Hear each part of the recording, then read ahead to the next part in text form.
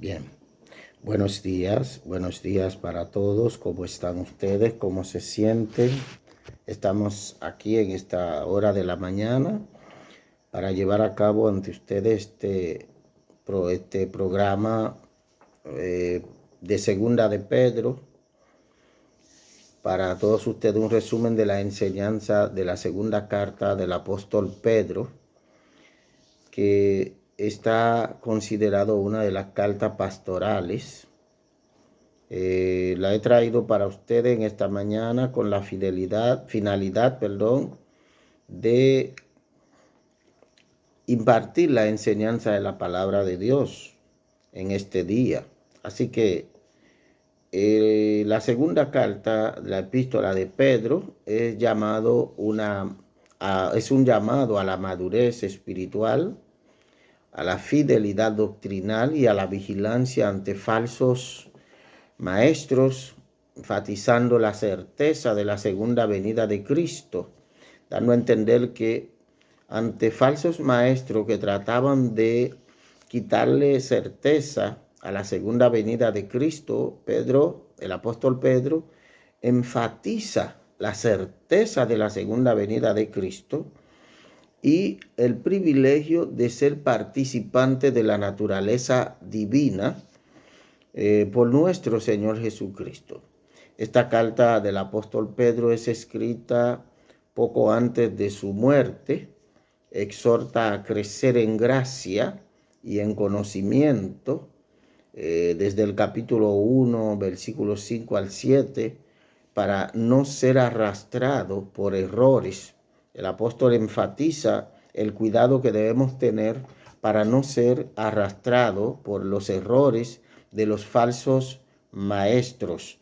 De modo que el capítulo 1 es un llamado al crecimiento cristiano, donde el apóstol Pedro dice, como todas las cosas que pertenecen a la naturaleza, que pertenece a la vida, como todas las cosas que pertenece, dice el apóstol Pedro, a la vida y a la piedad, nos han sido dadas por su divino poder mediante el conocimiento de aquel que nos llamó por su gloria y excelencia, por medio de las cuales nos ha dado preciosa y grandísimas promesas para que por ellas llegaseis a ser participantes de la naturaleza divina, habiendo huido de la corrupción que hay en el mundo a causa de la concupiscencia, vosotros también poniendo toda diligencia, por esto mismo, añadid a vuestra fe virtud, a la virtud conocimiento y al conocimiento dominio propio. Es que es un llamado aquí que hace el apóstol Pedro a los cristianos a que mantengamos la fe firme en cuanto a lo que hemos creído en el Señor, a los que hemos puesto nuestra fe en el Señor, y que debemos añadir a nuestra fe virtud, a la virtud conocimiento, añadir a nuestra fe virtud y a la virtud conocimiento, y al conocimiento debemos de añadir dominio propio, al dominio propio, ¿verdad?, paciencia, y a la paciencia piedad, y a la piedad afecto fraternal, afecto fraternal, y al afecto fraternal amor, porque si estas cosas están en vosotros y abundan, no os dejarán estar ociosos ni sin fruto en cuanto al conocimiento de nuestro Señor Jesucristo. Es decir, que debemos hacer todo lo posible por mantenernos dentro del conocimiento de Dios, añadiendo todo este conjunto de virtudes, de herramienta espiritual, para que podamos mantener una fe firme y viva en cuanto a nuestra fe en el Señor y el conocimiento de la vida eterna. Con esto nos ha llamado Dios, con la esperanza de mantener esa esperanza de que un día seremos participantes de su naturaleza divina. Si es la primera vez que usted se encuentra con nuestro canal, le invitamos a que usted le dé like, a que usted le dé a la campanita, para que cada vez que subamos un video usted pueda ser el primero en ser notificado. También le invitamos a que usted se suscriba a nuestro canal para apoyarnos a que nuestro canal se mantenga en el aire, ya que hay un número de suscriptores que debemos tener para avalar completamente nuestro canal. Le suplicamos, al usted suscribirse, no solo está apoyando este canal, sino que también está apoyando la evangelización del mundo. Usted se hace partícipe de la evangelización del mundo para que la palabra de Dios llegue a todos. En esta mañana queremos decirle también, segunda de Pedro, hay una cita clave que es segunda de Pedro 1, 5 al 6, donde dice: añadid a su fe virtud, y a la virtud conocimiento, y al conocimiento dominio propio. ¿Para qué? Para poder llegar a ser participante. El apóstol Pedro enfatiza en su segunda carta que hemos sido llamados a ser participantes de la naturaleza divina. Por eso estamos luchando.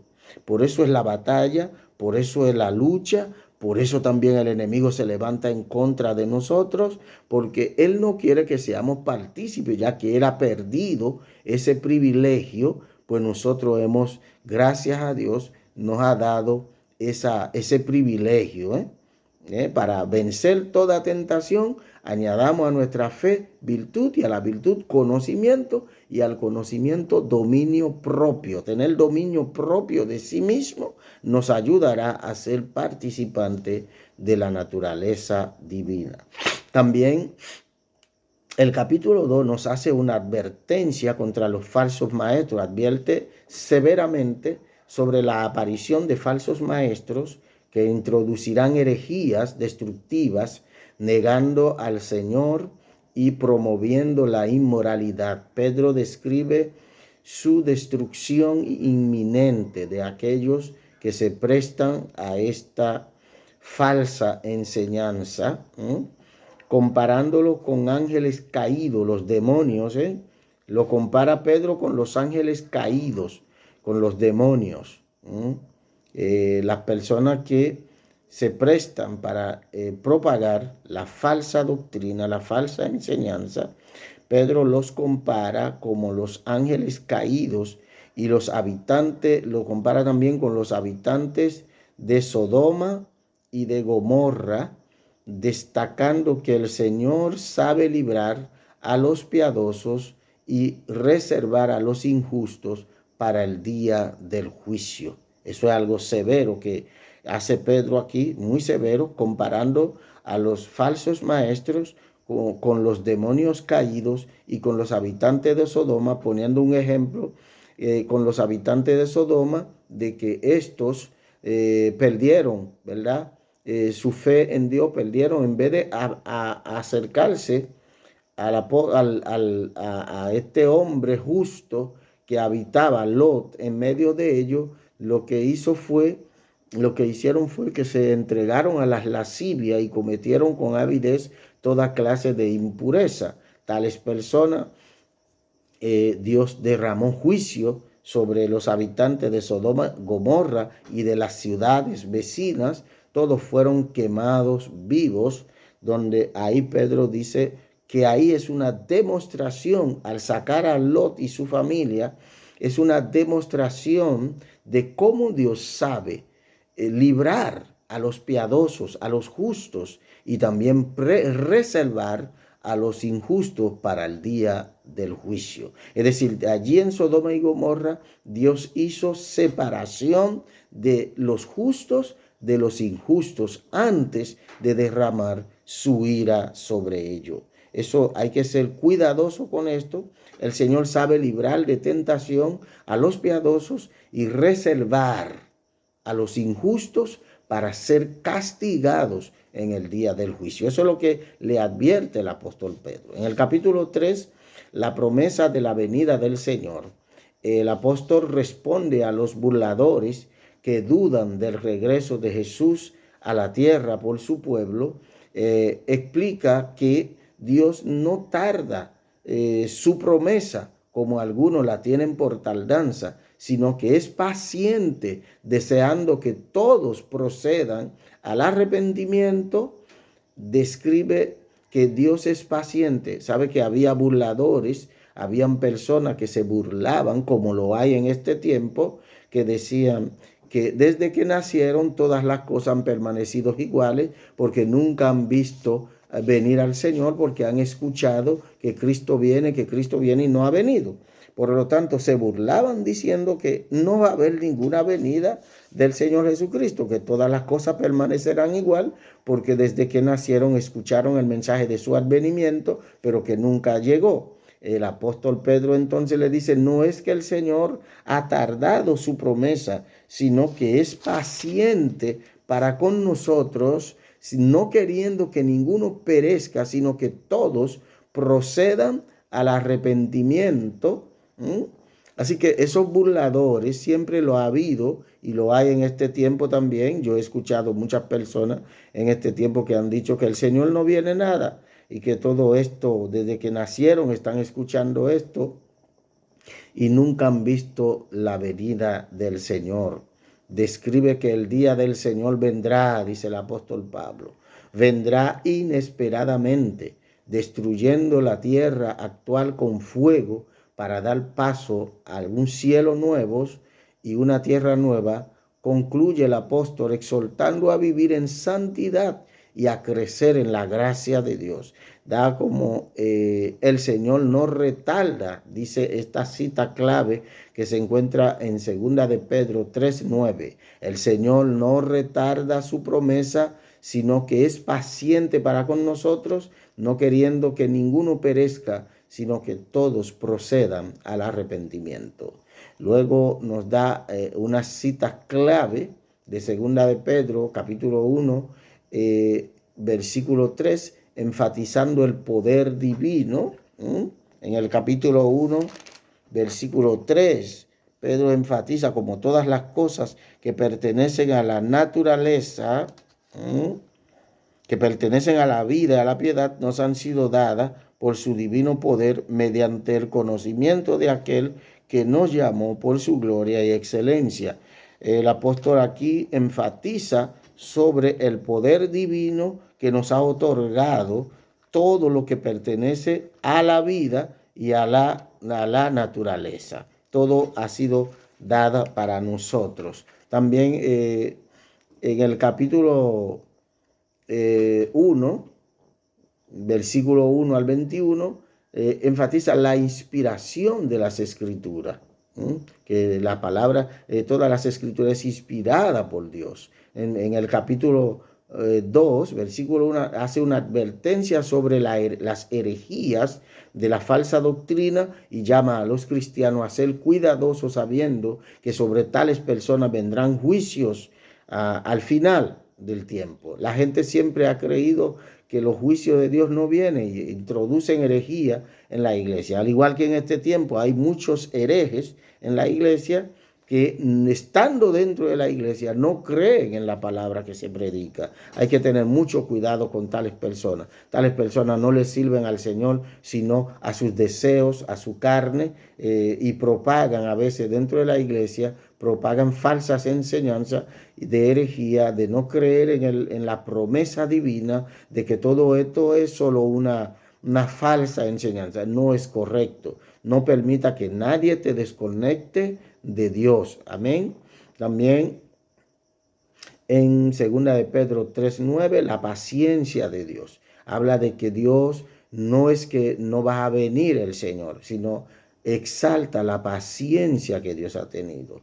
Dios sí ciertamente ha sido paciente para con nosotros, hermanos, porque con tanto pecado que hay en la tierra, sin embargo, Dios ha sido muy paciente con el ser humano, sabiendo que el ser humano es pecador, es carne y peca por naturaleza y nacido en pecado. Y Dios ha querido tener paciencia para con nosotros. No ha querido destruirnos por cada cosa, cada pecado, cada falta que cometemos. No ha querido destruirnos, porque la voluntad de Dios es nuestra salvación, no es nuestra perdición. Es decir, Dios no se alegra en la perdición de los seres humanos, sino que Él se alegra en que un ser humano se arrepienta. Por eso es que dice que cuando un pecador se arrepiente, hay fiestas en el cielo por ello, porque Dios es un Dios de amor, de misericordia, de paz, y Él no quiere que el hombre perezca sin salvación. Al contrario, Dios ha enviado a su Hijo al mundo para que los seres humanos no perezcamos sin salvación, sino que seamos salvos por su gracia, por su amor y por su misericordia. Hay muchos creyentes cristianos que en su predicación más hablan de perdición que de salvación. Hablan de condenación al infierno más que de la salvación y de la gloria eterna. La voluntad de Dios es que todos los seres humanos seamos salvos, no es que nos perdamos. Así que no debemos abrazar la doctrina de la perdición, sino abrazar la doctrina de la salvación.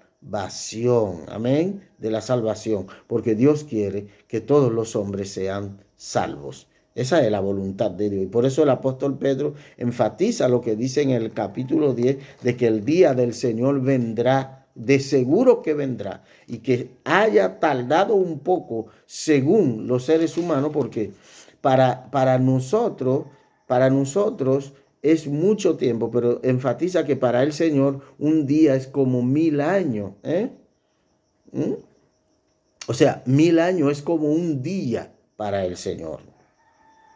1000 años es como un día para el Señor. Imagínense, ha pasado, comparando desde que el Señor vino a que Él se fue y no ha vuelto y quedó de volver, para Dios ha pasado 2 días. Si un día es como 1000 años y van 2000 y pico de años, ha pasado como 2 días. Así que digamos que van 2026 años. Sería como un día y par de segundos. Mire cómo Dios ve las cosas. Es decir, que Dios ama tanto al ser humano y quiere que el ser humano se salve.